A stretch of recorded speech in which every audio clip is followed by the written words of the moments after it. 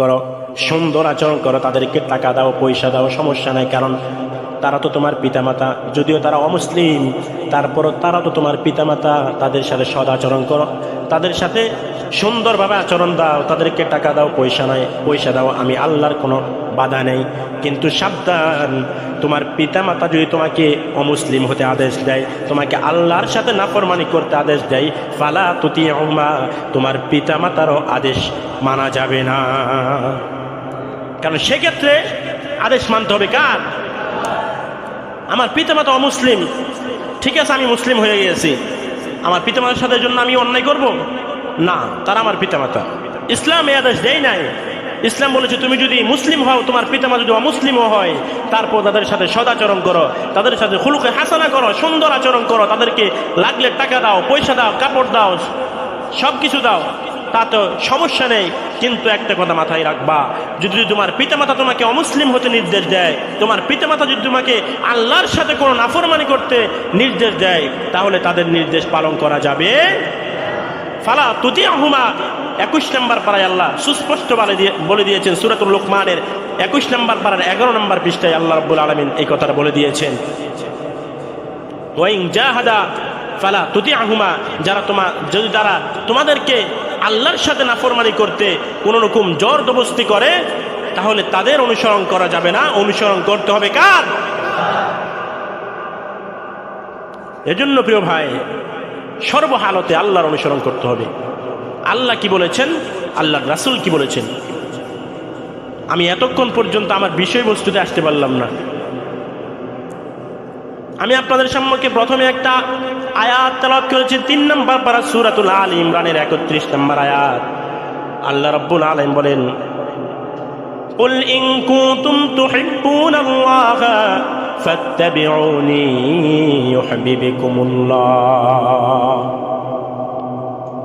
ও নবী, আপনি জানিয়ে দেন, কোন মানুষ যদি আমি আল্লাহকে ভালোবাসতে চাই, কাকে? একটু কথা বলিয়েন। আমি চিল্লাইতেছি, আমার গলাটা ফাটতেছে, আর আপনারা আরামসে বসে শুনতেছেন, কান সুখ করতেছেন। ঠিক না ভাই? আমার সাথে একটু কথা বলি। আল্লাহ রাব্বুল আলামিন বললেন, কুল ইন কুনতুম তুহিব্বুনাল্লাহ, নবী আপনি জানিয়ে দেন, তোমরা যদি আল্লাহকে ভালোবাসতে চাও, ফাত্তাবিউনি ইউহিব্বুকুমুল্লাহ, আমি নবীর অনুসরণ করতে হবে।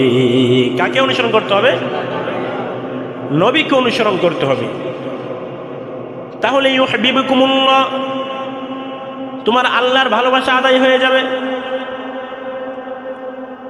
আল্লাহ অন্য জায়গায় বলেছেন, কুল আতিউল্লাহা ওয়া আতিউর রাসূল, নবী আপনি বলে দেন তারা যেন আল্লাহ এবং তার রাসূলের অনুসরণ করে, অনুগত্য করে। আল্লাহ সূরা আল ইমরানে জানাই দিলেন, কুল ইন কুনতুম তুহিব্বুনাল্লাহ ফাত্তাবিউনি ইউহিব্বুকুমুল্লাহ।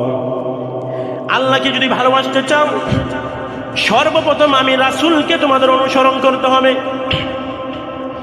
আমি রাসূলের আনুগত্য ছাড়া আল্লাহকে ভালোবাসা যায় না। তুমি যদি আমি রাসূলের আনুগত্য করো, তাহলেই তুমি আল্লাহকে ভালোবাসলা। আর যে ব্যক্তি আল্লাহকে ভালোবাসবেন, আল্লাহ তাকে ভালোবাসেন। দুইজন বন্ধু যখন হয়ে যায়, তার ঠিকানা হয়ে যায় জান্নাত। সুবহানাল্লাহ। আল্লাহর রাসূল হাদিসের মধ্যে জানালেন, সহিহ মুসলিম শরীফের 44 নম্বর হাদিস, সহিহ বুখারী শরীফের 15 নম্বর হাদিস, আল্লাহর রাসূল বলেন, আনাস ইবনে মালিক রাদিয়াল্লাহু তাআলা আনহু থেকে হাদিসটি বর্ণিত হয়েছে। আল্লাহর রাসূল সাল্লাল্লাহু আলাইহি সাল্লাম বলেন, লা ইউমিনু আহাদুকুম হাত্তা আকুনা আহাব্বা ইলাইহি মিন ওয়ালাদিহি ওয়া ওয়ালিদিহি ওয়ান নাসি আজমাইন। হে দুনিয়ার মানুষ, জেনে নাও, পৃথিবীর মধ্যে তুমি ওই সময় পর্যন্ত মুমিন হতে পারবা না, তুমি ততক্ষণ পর্যন্ত নিজেকে মুমিন হিসেবে দাবি করতে পারবা না, যতক্ষণ পর্যন্ত আমি রাসূল তোমার নিকট তোমার জানের চাইতে, তোমার ছেলের চাইতে, তোমার সন্তানের চাইতে, তোমার বিবির চাইতে, তোমার মায়ের চাইতে, তোমার বাবার চাইতে, দুনিয়ার সব কিছুর চাইতে যতক্ষণ পর্যন্ত না আমি রাসূল তোমার কাছে সবচাইতে বেশি প্রিয় হব, ততক্ষণ পর্যন্ত তুমি মুমিন হতে পারবা না।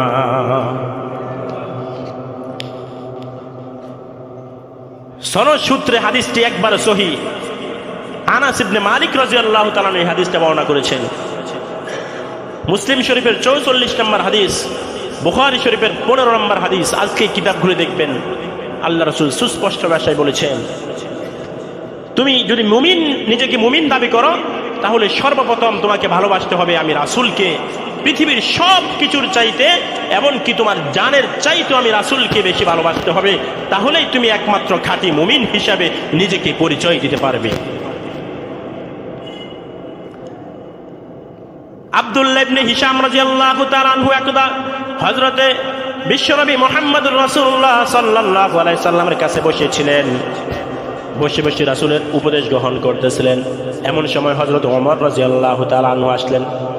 সহিহ বুখারী শরীফের 6654 নম্বর হাদিস। হযরত ওমর রাদিয়াল্লাহু তাআলা আনহু আল্লাহ রাসূলের কাছে আসলেন, এসে বললেন, ইয়া রাসূলুল্লাহ, ওগো আল্লাহর রাসূল, আমি আপনাকে পৃথিবীর সব কিছুর চাইতে ভালোবাসি, তবে আমার জানের চাইতে বেশি ভালোবাসি না। কে বললেন? ওমর তখন নতুন মুসলমান হয়েছে।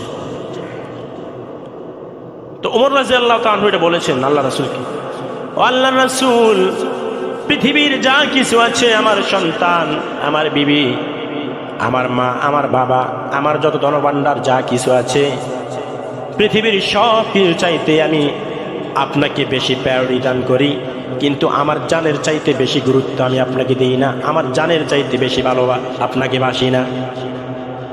আল্লাহ রাসূল বললেন, ওমর, তাহলে তুমি তো মুসলমান হতে পারো না, এখনো খাঁটি মুমিন হতে পারো নাই।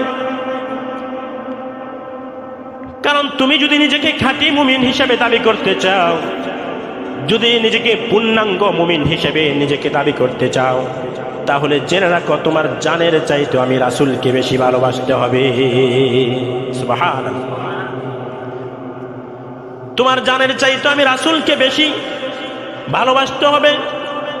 যে কোনো সময় যদি আমি রাসূলের জন্য তোমার জীবনের প্রয়োজন হয়, কোনো চিন্তাহীন, কোনো শর্ত ছাড়া তোমার জানটা আমি রাসূলের জন্য বিলীন করে দিতে হবে।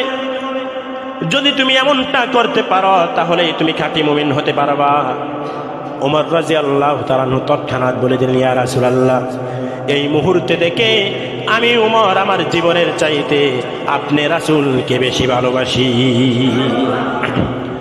আল্লাহর রাসূল বললেন, মুমিন, এখন তুমি পরিপূর্ণ মুসলমান হতে পেরেছ, এখন তুমি খাঁটি মুমিন হতে পেরেছ, এখন তুমি জান্নাতের অধিকারী হতে পেরেছ। এতক্ষণ পর্যন্ত তুমি যদি একটু আগেও মারা যাইতা, তোমার জন্য আল্লাহ জাহান্নাম রেখে দিত। এখন তুমি পরিপূর্ণ মুমিন হয়েছ, এখন যদি তুমি মারা যাও, আল্লাহ তোমার জন্য জান্নাত রেখেছে। এজন্য আমাদেরকে ভালোবাসতে হবে সর্বদা কাকে? আর আল্লাহকে যদি ভালোবাসতে হয়, অনুসরণ করতে হবে কাকে? রাসূল সাল্লাল্লাহু আলাইহি সাল্লামকে অনুসরণ করতে হবে। আল্লাহ রাব্বুল আলামিন বলেছেন, লাকাদ কানা লাকুম ফি রাসূলিল্লাহি উসওয়াতুন হাসানাহ। সুবহানাল্লাহ। আল্লাহ রাব্বুল আলামিন বললেন, হে দুনিয়ার মানুষ, তোমরা খুলুকে হাসানা কার থেকে শিখবা? তোমার জীবনটাকে তুমি কার কাছ থেকে সাজাবা? আমি আল্লাহ রাব্বুল আলামিন তোমাদের জন্য এমন একজন রাসূলকে প্রেরণ করেছি, এমন একজন নবী তোমাদের মাঝে দান করেছি, যেই নবীর মধ্যে তোমাদের জন্য উত্তম আদর্শ আমি আল্লাহ রেখে দিয়েছি। ওই রাসূলের অনুসরণ যদি তোমরা করতে পারো, ওই নবীর অনুসরণ যদি তোমরা করতে পারো, তাহলেই তোমরা মুমিন হতে পারবা, তোমরা খাঁটি পূর্ণাঙ্গ ঈমানদার হতে পারবা। আর আমি আল্লাহ রাব্বুল আলামিন বলে দিয়েছি, লা তামুতুন্না ইল্লা ওয়া আনতুম মুসলিমুন। যদি মৃত্যুবরণ করো, তাহলে সাবধান জেনে নাও, পরিপূর্ণ মুমিন হইয়া, পরিপূর্ণ মুসলমান হইয়া মৃত্যুবরণ করিও, কবরের জগতে আসিও। না হয় এই কবরটা বড় ভয়ঙ্কর জায়গা, না হয় এই কবরের আযাব বড় কঠিন। ইন্না আযাবি লাশাদীদ, আল্লাহর শাস্তি বড় কঠিন, আল্লাহর পাকড়াও বড় কঠিন। এই কবর যদি আসতে হয়, একমাত্র মুসলমান হয়ে আসিও, মুমিন হয়ে কবরে আসিও, নচেত তোমার জন্য ঠিকানা হবে জাহান্নাম। আল্লাহ আমাদের সকলকে পরিপূর্ণ মুমিন হয়ে আল্লাহর রাসূলের অনুসরণ করে পৃথিবীর জমিন থেকে যাওয়ার তৌফিক দান করুন। জোরে বলেন আমিন। ওয়া আখির দাওয়ানা আনিল হামদুলিল্লাহি রাব্বিল আলামিন। আসসালামু আলাইকুম ওয়া রাহমাতুল্লাহি ওয়া বারাকাতুহু। যারা সুন্নাত পড়েন নাই